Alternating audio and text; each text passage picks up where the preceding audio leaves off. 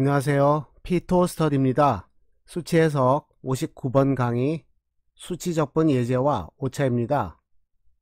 이번 강의에서는 수치적분의 정확도와 오차에 대해서 알아보겠습니다. 수치적분을 위하여 x는 a부터 b까지의 구간을 n개의 소구간으로 분할합니다. 여기서 레고 블록 하나는 각각의 소구간을 대표합니다. 그리고 각각의 소구간에 대해서 보관 다항식의 차수와 동일한 개수로 각 소구간을 분할합니다. 여기 보이는 미니언이 3개이죠. 이것은 3차 다항식을 이용하는 심풋은 8분의 3 법칙을 사용한다는 뜻입니다.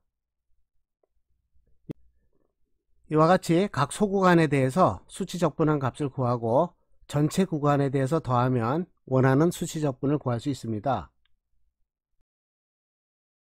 앞의 그림에서는 4개의 소구간을 이용했고요. 각각의 소구간에 대해서는 3차 다항식을 이용하므로 다시 3등분 했습니다. 그러면 전체 구간은 총 12개의 구간으로 구분되겠죠. 그래서 총 구간의 개수는 소구간의 개수와 다항식의 차수의 곱으로 주어집니다. 예제 6번입니다. 주어진 적분을 사다리꼴 법칙과 심풋은 3분의 법칙을 이용해서 구하는데요. 구간의 총 개수를 2, 4, 8, 16, 32로 하는 것입니다.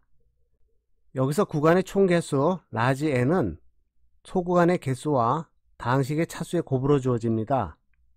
그래서 먼저 2인 경우를 볼까요? 구간을 2등분하므로 x0, x1, x2를 구할 수 있고요. 이때의 h는 2등분이므로 0.5가 됩니다. 대응하는 함수값을 구하면 f0 값과 f1 그리고 f2를 구할 수 있죠. 사다리꼴 법칙인 경우에는 개수 1, 2, 1을 쓰죠. 그래서 대입을 하면 0.775가 나옵니다. 심풋은 3분의 법칙은 3분의 1 쓰고요. 개수 1, 4, 1이었죠. 그래서 1, 4, 1을 곱해서 더하고 정리하면 이와 같이 0.783333으로 주어집니다. 프로그램을 실행할 때는 다항식의 차수와 소구간의 개수를 곱했을 때 같은 값이 나오도록 합니다. 그러면 데이터의 개수가 같으므로 공평한 평가가 되겠죠. 이와 같은 방법으로 사용된 데이터의 개수를 모두 동일하게 하기 위해서 짝수개인 경우만 계산합니다. 그랬을 때 사다리꼴 법칙과 심풋 3분의 1 법칙의 정확도를 비교할 수 있습니다.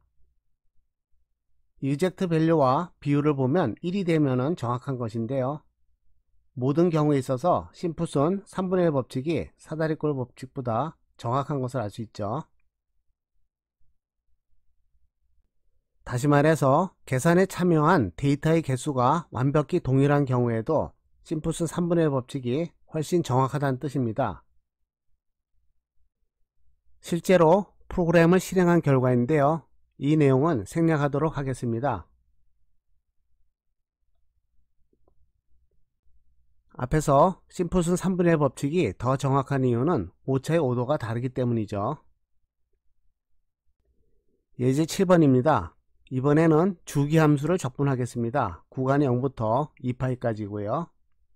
세 가지의 경우 사다리꼴 법칙, 심풋의 3분의 1 법칙, 8분의 3 법칙을 이용해서 구해보겠습니다. 정확도의 평가를 위해서 데이터의 총 개수를 6으로 두고 계산하겠습니다. 계산량이 많기 때문에 프로그램을 이용해서 구하겠습니다. 먼저 1차식을 이용하는 사다리꼴 법칙입니다. 차수는 1이고요.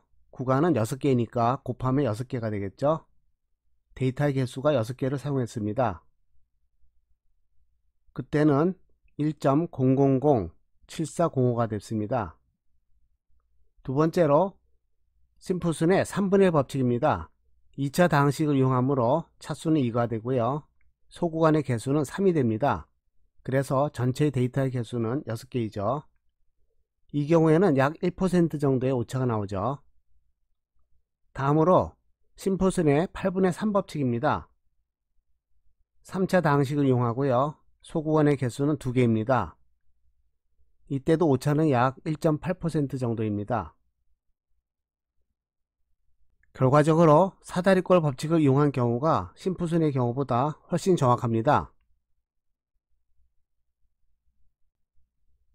이와 같이 사다리꼴 법칙이 가장 정확한 경우는요, 수치 이론에 의하면 구간에서 주기 조건이 만족되거나 이와 같이 프라임이 값이 같으면 더 정확하다고 합니다. 사다리꼴 오차는 나중에 알겠지만 이와 같이 주어집니다. 일반적으로 오차의 정도가 낮으면 정확도가 떨어져야 되지만 모든 경우에 적용되는 것은 아니라는 것이죠. 예제 8번입니다. 앞에서 구한 수치 적분을 뉴턴 코테스 공식으로 다시 구하는 것인데요. 소구간의 개수는 1개로 고정을 하고요. 다항식의 차수만을 바꾸겠습니다. 그럼 이러한 결과를 얻는데요. 소구간의 개수는 1개이므로 다항식의 차수가 높아지면 참여하는 데이터의 개수가 많아집니다. 특히 마지막의 경우에는 개수가 마이너스인 것이 포함되어 있죠.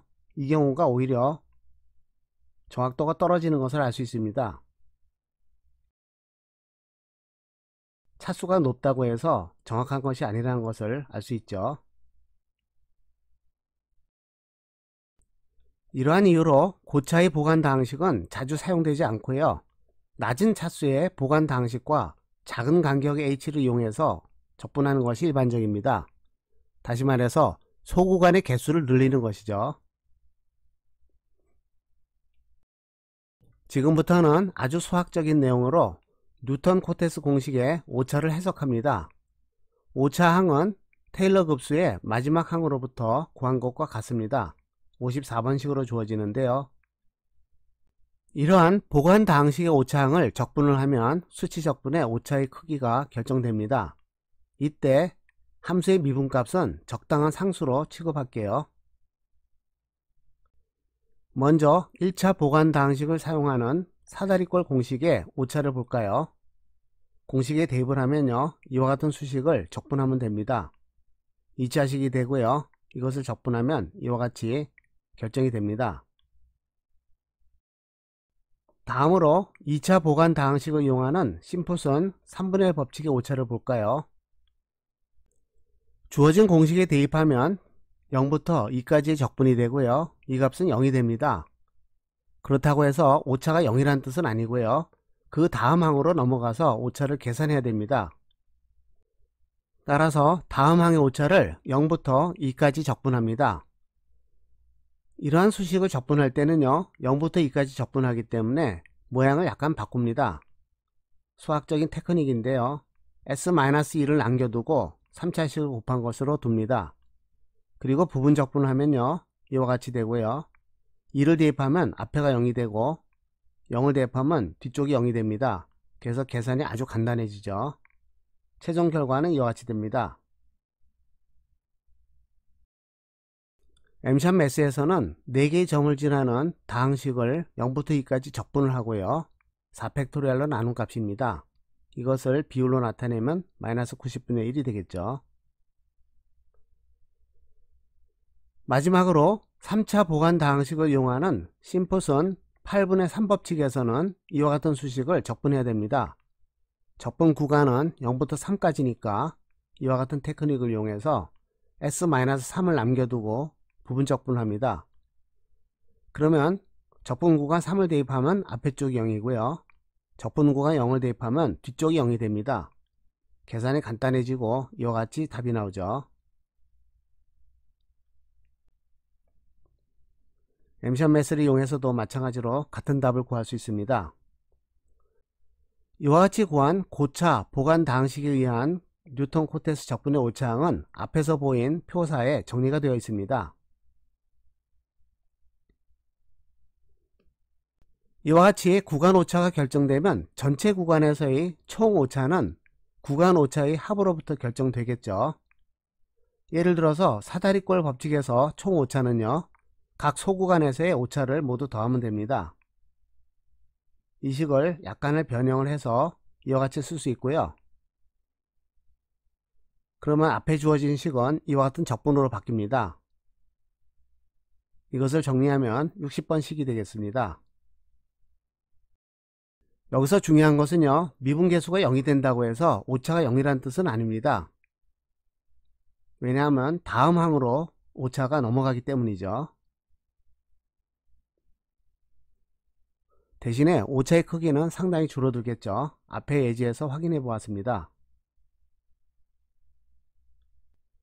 마찬가지로 심풋은 3분의 법칙과 심풋은 8분의 3 법칙의 오차는 이와 같이 결정됩니다.